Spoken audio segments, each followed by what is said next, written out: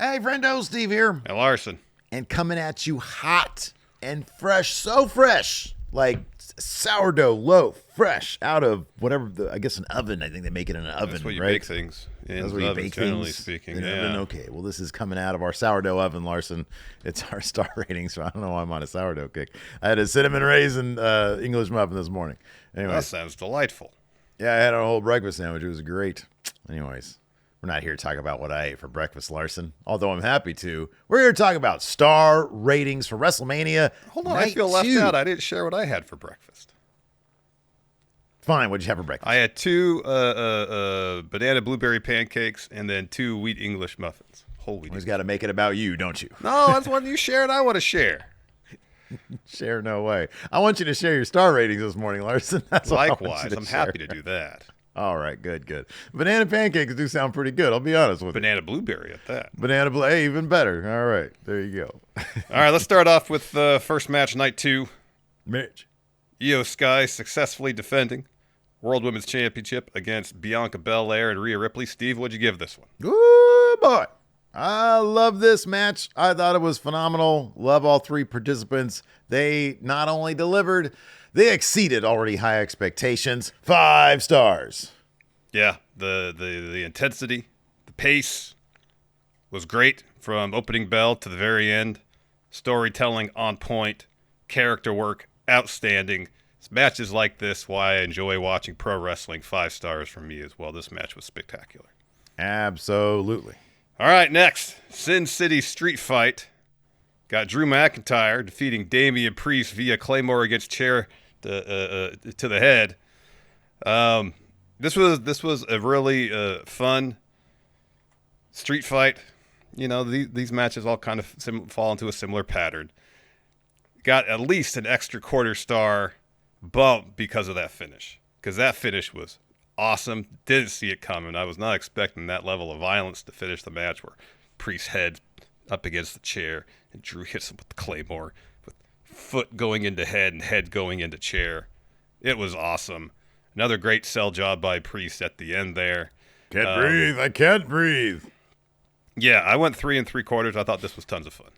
You and I, Katras aligned, Larson. 3 3/4 as well. Everything you said, I agree with. I thought that the majority of this match, I am kind of disappointed that there was no blood on the show last night. And I feel like if it wasn't in the Cody match, then it should have been here because this is a street fight.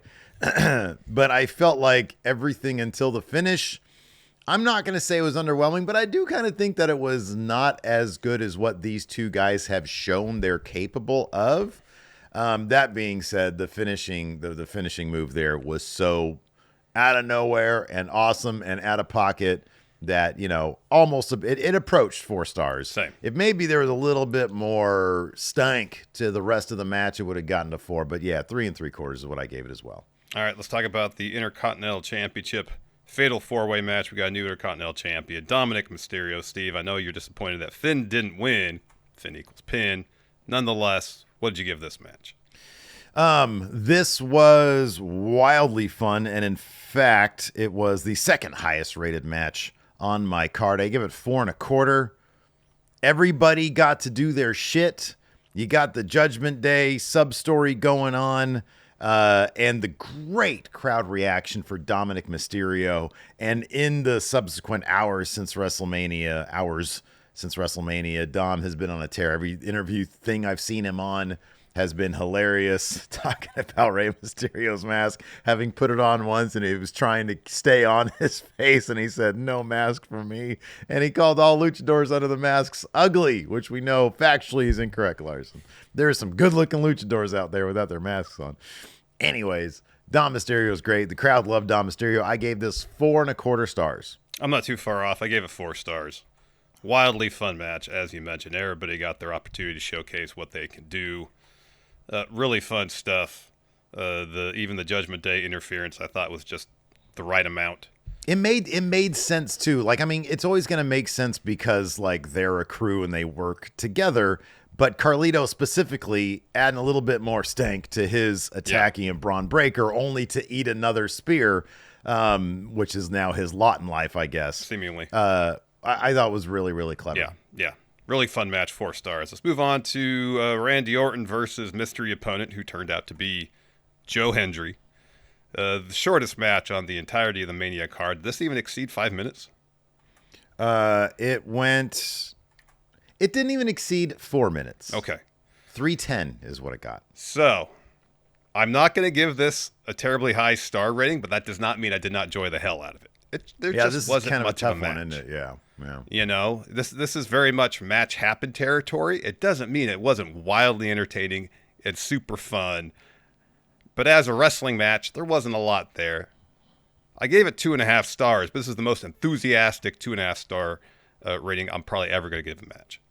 So, like, as a match, yeah, I'm with you. 2.5 is what I would give it. I did bump it up an extra half star for all the extra stuff that you're talking about. The fact that it was Joe Hendry, it was the perfect mystery opponent. You know, you gotta put.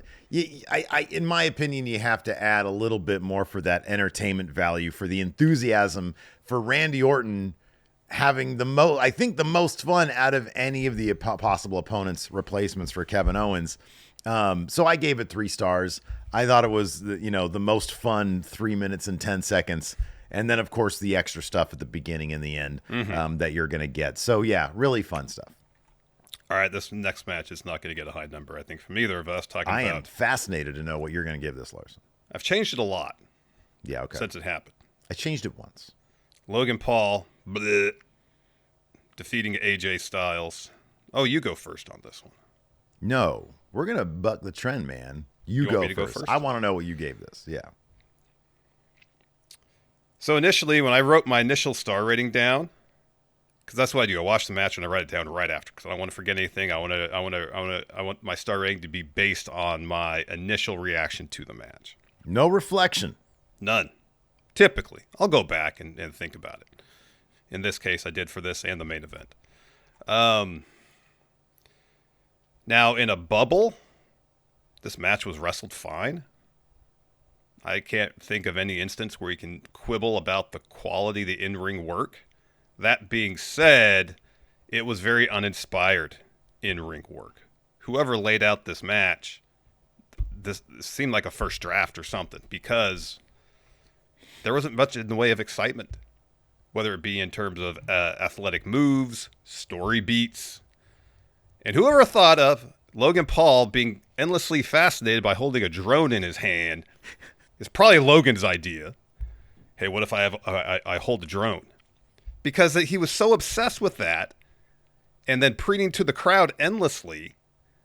And it's not like he preens to the crowd and the crowd's like, boo, we want to see you get beat up. It's more like, this sucks. Get out of here. We don't want you in the ring. Let's go away, Heat, at this point. Yeah. All of that detracted from the match. So if you start with a baseline of like 2 for a competently wrestled match that exists, then you start chipping away based on those 2 things I mentioned. As I said on our recap of night 2, the only interesting aspect of this entire match was Karrion Kross's involvement.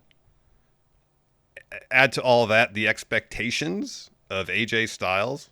Look, we don't like Logan Paul, but he can and has in the past put on entertaining wrestling matches. This was not one of them. Initially, my star rating was very low, but after further consideration, I actually bumped it up slightly because, as mentioned at the beginning, it wasn't a botchy match. There wasn't missed spots. So I gave it 1.5 stars. This match, I think I was the most let down by of any match, at least on night 2. I thought this match absolutely stunk. It is pretty wild that you and I are in complete agreement. Literally everything you just said was my actual thought process, including the actual star rating itself.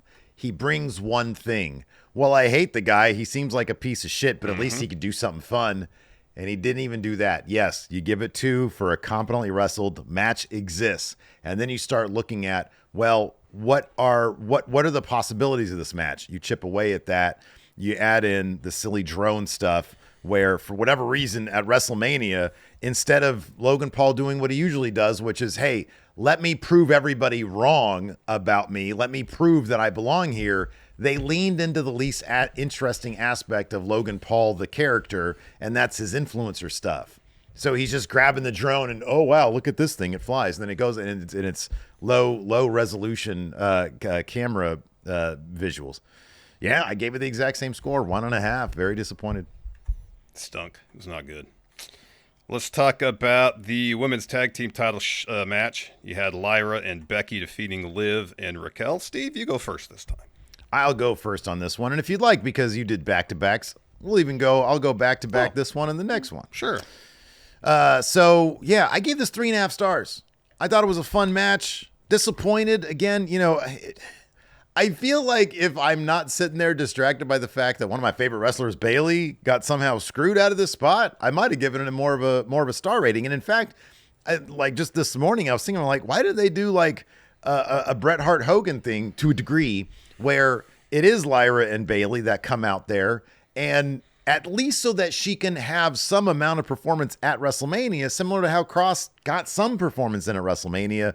You have Bayley get attacked before the bell, and she can't go, and that's when her old buddy Becky Lynch, waiting in the wings, shows up and replaces her and wins the tag titles, but Bayley doesn't get the tag titles. Instead of, then she can show up and be like, why couldn't we have just put off this match till Raw or till SmackDown or whatever, so I can get in on the tag title action? And then you can have whatever story they're going to tell, because it seems clear they're going to tell some sort of story here. Yeah.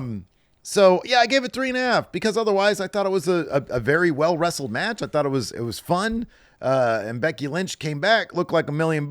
Lyra Valkyria looked like $1 million. Gets a tremendous response, which I love to see. And I like Liv and Raquel. So I gave it 3.5 stars. Yeah, I gave it 3.5 as well. I don't disagree with anything you said. It's still head scratcher why Bayley didn't have a spot in the Mania card at all in any capacity. Yeah, that's weird. I don't get it. From winning the title last year to not even being on the card this year. It's strange. You know what? I'm willing to right now. It's hard to reconcile. Maybe, just maybe a year from now, if they give us a CM Punk, Drew McIntyre level feud with Bayley and Becky that culminates at next year's WrestleMania, maybe for the title that's not going to be between Bianca and Rhea. Hey, maybe we're onto something there. Maybe this is going to be a blood feud that's going to be awesome. But right now, keeping her off Mania, I'm not huge on that. Same. All right, main event time. Oh, John Cena wins number 17. He's your new undisputed champion after beating Cody Rhodes. Go ahead, Steve. The floor is yours. Buddy, this match, especially looking at not just on social media, but in our comments over at Going In Raw, the hot takes thread that I posted at WrestleJuice, which has like 430. It's like the largest hot takes response that I've ever gotten for anything. And the vast majority is Cody. This match is divisive. It's controversial. Polarizing. You and I think polarizing. You and I think really did a pretty good job breaking down what they were aiming for with this match, what the goal was with this match, and whether or not they accomplished it in the podcast. It was an anti-wrestling match. It was an anti-entertainment match. John Cena set out to ruin wrestling, and he did that. Travis Scott's music hit. He didn't run down to the ring like your normal pro wrestling exciting trope. He strolled down to the ring. The match and its major beats have really sit with me. It's really I've been thinking about it ever since then. And I think to a degree, that's what you want out of an artistic medium. It is pro wrestling, though. And part of the point of pro wrestling is to be entertaining and to tell a compelling story. And maybe they did tell a compelling story, and it's just so meta and it's so out there that this anti-wrestling concept is best viewed through the lens of historical context. Meaning, I can't analyze this match until the year 2030, Lars. Could be. Unfortunately, for future Steve, it's current Steve time. It's 2025. John Cena wanted an anti-wrestling match. I am giving this an anti-star rating of -5 stars. My first ever negative star rating that I've ever given, and this is -5 stars for this match, Larson. You want to get weird with it? Let's get weird with it. Let's get weird with it. All right. I'm not going to go quite that low because, I think at this point we can try to analyze and assume what the intent of this match was. But I think until we see a pattern of John Cena wrestling these type matches, at this juncture, we can only analyze and assume. We're not sure that he's setting out to have anti-wrestling matches, purposely unentertaining wrestling matches. Let me ask you this really quick before you continue. After if they do Orton at Backlash, would we still know? Because generally speaking, an Orton match is an anti-wrestling match. Yeah, I know. Typically, Randy Orton's matches are slow and deliberate, but maybe the idea here is we'll get Orton in the ring. He's slow and deliberate as a norm. Let's do a super high-paced wrestling match because it's Randy Orton. It'll be interesting with it. I'm sorry, I interrupted you. If the whole thing is Cena going against the typical tropes of his wrestling and that of his opponents, I think we'll see that however that manifests itself against Randy Orton. I don't know if this is the idea that John Cena is trying to ruin the fun of wrestling and therefore putting on purposely bad matches. So whether that's the intent or not, the result was it was a bad match, and so I can't give it a sort of upgrade if I may appreciate the intent, because I don't know what the intent, but also the intent is bad match. You can only rate it based on what you're given, and you can appreciate the intent, but nonetheless, if the goal was a bad match, that has to be reflected in the star rating. I'm gonna give it 3/4 of a star. I'm not gonna go negative because it wasn't botchy. It wasn't well wrestled. Now, if it's a situation where and I don't think they would do this, they had a match that kind of exposed the business a little bit, then that's something else. Yeah, dude. I mean, I don't know if they'd want to get so overt with it, like John Cena pulling out a script. I mean, the dude, he is known for calling spots, and he did not shy away from loudly calling spots last night, which might have been something like what you're talking about. But I look back on that Bray Wyatt documentary and the fact that John Cena, looked at that Firefly Funhouse, and along the way, ever since then, whenever he's been in a feud, specifically with Austin Theory 2 years ago, he has endeavored to break down the idea of pro wrestlers. And now it seems like he's trying to break down the idea of pro wrestling. And if that is the idea, if that is the intent, I mean, I don't think you have to look any further than the Tron to understand it. I think that is his intent. And I agree with you. I do think that you need a larger sample size to understand, the breadth and width of this piece of work that he's putting together.